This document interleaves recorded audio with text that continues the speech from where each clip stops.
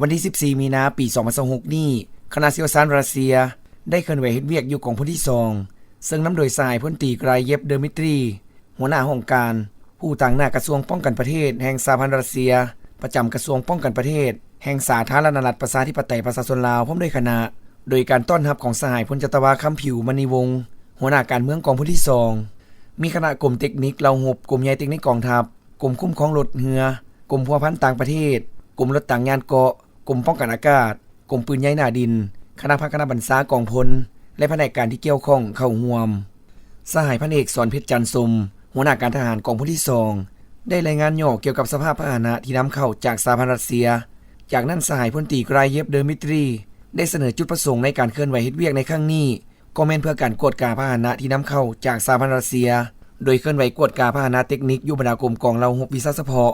ในนั้นได้ลงกวดกาพาหนะเทคนิคกองพัน614เหล่าหบรถต่างยานเกาะกองพัน263เหล่าหบป้องกันอากาศและกองพัน627กองพัน629เหล่าหบปืนใหญ่หน้าดิน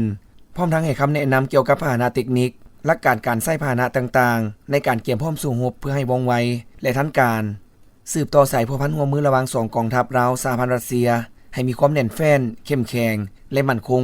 เพื่อก้าวไปสู่การเป็นคู่หัวมือยุทธศาสตร์รอบด้านเสริมขยายมูลเสื้อแห่งมิตรภาพและความสามัคคีให้นับมือเจริญงอกงามขึ้นเรื่อยๆ